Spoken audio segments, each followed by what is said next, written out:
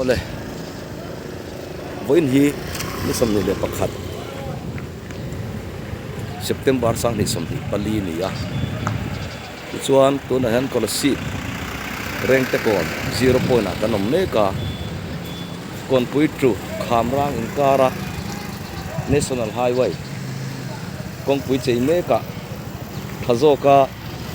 le chakzoka malaka ni theina ta na Mizoram sarkar ina road block asiam chu an mang tangkai chhautura kan nga ya hang pon se tu na hian Kolasib area hian Lirthei yang zan nge tangkhang reng reng tu na hian a hmuna kan enanga kan thlir tlang don ani ti hian Kolasib Rengtekawn atangin silcha road lampang kan pan meka motor ang zat nge hi amun kan thleng kim theilo moi theya thei chin cover kan han tum don ani kong chia apoi ziate kong cha apoi mo ziate kan khe phalo hil mai theya kan kong pui lut ziate po hi tun tang chuan kan kong pui te hi lut ziate atang kai ziate kan khe thar le zual tur angai la kong pui kan en kol dana te kong kam om dan te a zona kong pui zona in le lo nei tu te poina kan kong pui man to zia le lut zia te kan khiat thar pha na lo ni se adum hle mai tian helai muni Kolasib Rengtekawn hun ani tian silcha lampanin kan tlan zelanga enge din hun tlang pui kan thire zel tura ngai la tuna hian motor somthum chuang somthum bel chu kan tlan pel to a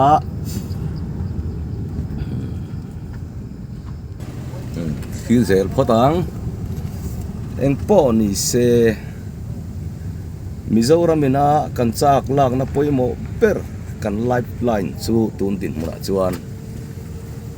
national highway 306 le 06 te hi an ni ta a chumi ni wang chuan helai kong hi pin bai chuan poi takani kan tuar zoram ipun kan tuar ni ber mai tuna po hian national highway Kolasib district hom chunga kon pui le new khamrang in kara kong pui a hun taka chei that lo wangin fur lo ni ya thangra tiat ani ten han men te ni la tiang hi thleng lo mai tur ani ya chung a hun taka chei that lo wang chuan kan kong pui te chia khamrang le kon pui te kon pui kwari te sethon mun RTP farm bulte ol samjong in Mizoram chak lak na national highway hi a chevek ti ila kan soi sol lawang chu ti rual ro chuan plan thei lo khopa chia ro hi chu atam lowa na china kan an soi tak kon pui kwari mun area te RTP farm te le kon pui tu khamrang in kar te hi a chezual te ania then ka tin chuan laman siama repair na hun om lo work season lo hi an tireng maya eng tinge work season hi ka khet hiam ve vak lowa ke ni aya ruatui tlana sajok chera punji te khu kan thang mai asama po khuan work season an nei lo niang ka big lo an kong khu ti em hian a chebik chuang lo chuwang chuan work season ani lo ti reng mai te hi chuan lamat lingem ka khelo wa ti tie kan lo khia dan chuan brigadier ti sai lo asiam lai khan Mizoram kong atlo lo thu te siam lo rei ta ko om thu te an soya ani khan ngatinge furlai po kong siam thiam kong siam dan khelo ami in ni engineer ho hi atien tia tak ni mo khan khelo wa poni se fura poni se furlo poni se hey mani loka po phai lama te kan zukala zan lama khan lại là mà chỗ là khua ra khu về khóc mày mà rồi chỗ tụ riêng khua lẩu va ra lại là mà con khua căn hộ khâu tiệt thằng rất tiệt bồn lẩu khâu tiệt vel lek mà kha riêng khua lẩu va chuan ăn lâu nó phui vết mẹ khôi la khang nghe khua ta khá lệ tị phía xa lẩu tan thấy chọn dọn ngay khopin ăn repair thế này anh tiếng nghe cái này hiện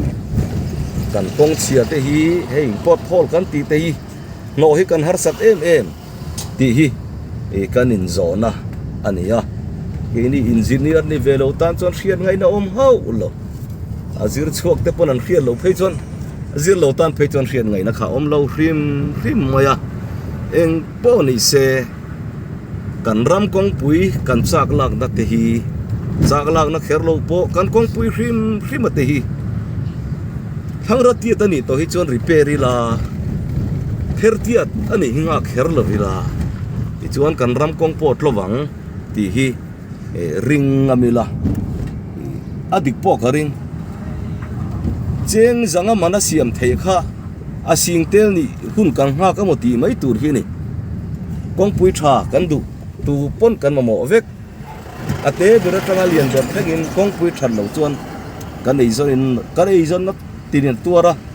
dam mo ki plan tok tu te thengin he ta lian ber tanga lian ber ate ber thengin tila dot kan sei lo bang kan mo zia hi khechiang tharila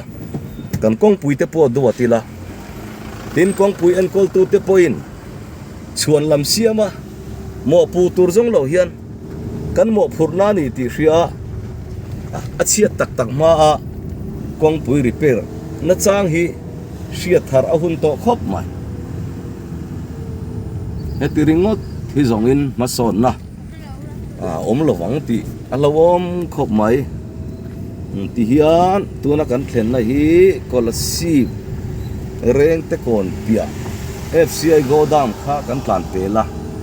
eng chen nge don kan khelo he la thui chho khop maya pon se kan tlan chho khot wat photanga thanem viau ni hi thu kan khia dan chuan nizan lam khan sai ranga tanga silchan lampan hin chua tana thol to khop mai an zo chua zo ni deuh tho to an tia voin khan ti chuan voina hian chho lampang hi aizo lampan turin chua chho le an tum mek ni in kan ria heng ho te hian rit phur hian tuna kong an siam that me khe hi han rap chho le ta se nak tu ka ratla kan yengim road roller te pon han roll bok ma sela Lirthei lian rit tak phur te hian han rap ta sela zole tla kina umangem ti hi ngai tua tham atling to ni chumi ni wang chuan engdin mun nge kan thlen don hei furan chuan lama kong repair tur khan work season lamantia tun nai te po hian khua a thain ruwa po hi han tlama se chu tiang an nok sak khop chuan a tla to lo ni in alanga eng po ni se kunin rilanga eng tin nge palang na kal zel don kan khelo heng Lirthei tangkhang te hi an khongoi thak ema Mizoram ele in chak zong ron phurlu tu ten ni oil tanker te hei gas te tang thop mai oil phur tu te le gas phur tu te chobi chuang ati thei to lo turulu tuk to po hi thang te po hi kan ram kong pui sial na tur ni tura han be se le phot mai la khol thade walo hi chuan kan ram kong siam thana tan kan i mai ze ani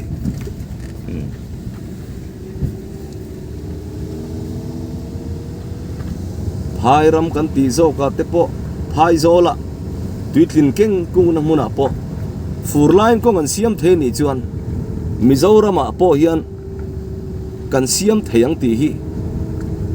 arin omani tu te mo pu mo tu te mo pu mai phia mo pu tu zona hun lo kan câu tla hi chu kan thok mai tur ani tuilen nuwa kan khian ngai lo sarkar mevin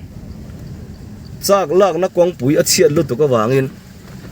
dakar somsari pani road block asiama heti chungpo anwa na thok tu ten kong hi Lirthei arwak po arit phur po ate po lian po hemi hun chunga kal thei tura an ruwa man thei lo ni chuan tunge mo phur tunge kai kuang hei hi chu in zon chua tu te mo in tha da wanga ni mo tu te mo pam hama wanga kan kong pui te hian ngai sak a lo lova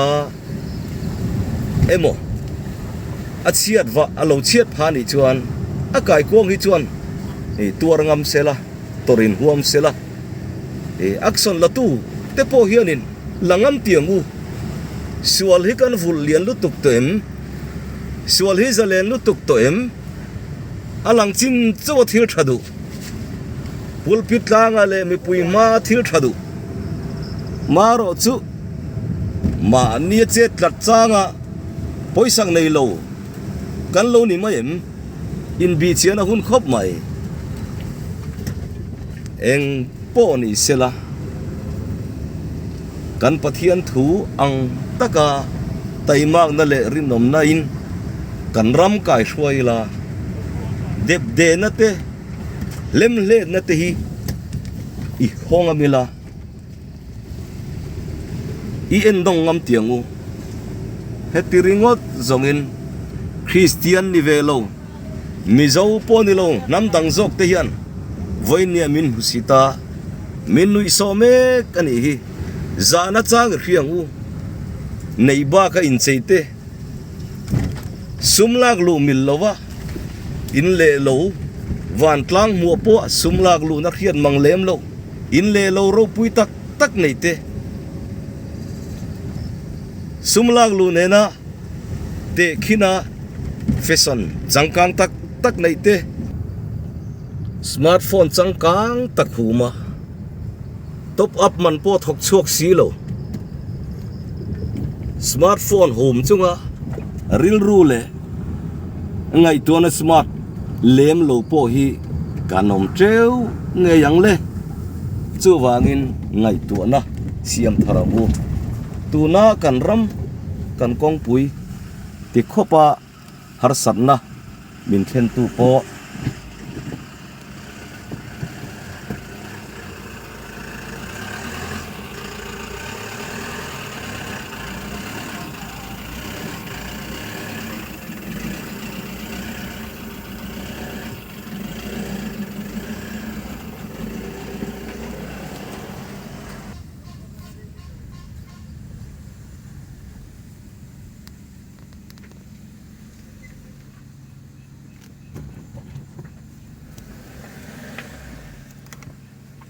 Đứng thầy em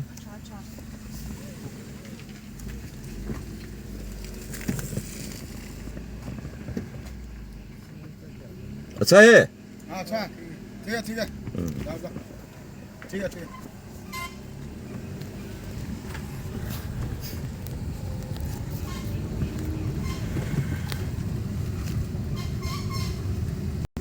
tí hiền con bụi block vanga kan torna sajete kong pui chia ta wang kan torna sajete hreila tu te mo dem vak vak lamani lo tu te mo mo pu vak vak po ni lo kan ko watla hi chu ke manin kan tiangai kan kong chia te kan nung chang ngoi lo te kan phenom state tripura te samte heng te yan min don siam sak don lo wa min don ti that sak don lo amo phur tu chu nang le ke kan ni thilenga mo chelega sarkar mo pu vek tumri ngot mai te thilenga mo dek thil thalo la ma thenga ruling mo pu vek mai te chu tiang bek bokin enge mo lo thenga sarkar ma sa te wang ti zo vek mai te hi ril ru se lo zia ni a ril ru hi se lo thang ma ma deu tun trum chu kan ang ve deu ani kan ril ru kan moral dik lo lu tukhi isi mangu kan nun hi piang thar zia lo ami zo zia to lo aring tu zia to lo bok phun reng mai mei chian phun chiar kan tia social media chon mi pa mei chia in mi pan phun chiar fe zok te hi inen fia to tiang u enge mo leka min thil than ti po ril ru lo na ta zo ko mo di thil than ti po ti ngai tua na theng thei khopa social media lo rak ta vak vak min thil thalo emo khore chian na mo lo khen po min har san nan to an lom ta zo community tur khopa tu te mo rem chan na le ya lo be tang te hi in bi chiang tiang u ngai to na thari sia mangu ble kan ang tui lu tup don tlat mai eng po ni se hei Mizoram sarkar point thei pato pat chua kong pui tha te po kan nei thuai te thuai kan nei thuai thei tura be sei la trong sual hi olani assembly house rampuma kan ai o tura kan than te po kha an trong sual ve nok nok ka sei fia thei lo te po nei ve tho khomo kan dang lam bik vak chuang lem lo wadi eng po ni se kong tha kan nei thuai tura ngai la ngai tu na thar nen kong tha kan nei huna pom huna te po kan le thir le tura ngai la tun tum tan chuan kan du to ka nga eng po ni se ril ru hrisel in yang u tuna har sana kan to me khian ril ru hrisel ngai tu na thiang lim min nei tir tu lo ni sela in thuam na le trong kam chau changkang lovin kan ril ru ngai tu na te poi lo changkang ve to ro se chumi tan chuan in buat sai thar ngai tu na thar in eng o tu na tang chuan kan thlen chin tang hian ma son turin kan ril ru kan ngai tu na siamila kan puan ven isoi chiang ang kong tin renga nam dang kan ti vai chia kan ti te pon lui sa siam nan min mang ta me ani hi chumi lakata har chuaka ding kang thei turin kan ril ru ngai tu na po siam tharang u puan ven isoi chiang ang u I har tharang u tin thir tu te kan ngin cheuni le kan du tok don to nga ti khan Kolasib Rengtekawn tru enge khilai kha Rengtetlangsang chak ani chu lai theng kha kan ko wara lai motor tang din mun chu ni zan ina an chuak vek thei don em ti chu wen laman ha thoina hriu tura nga yang ti zong khani to phot mero se zawain mang thari phot mai ule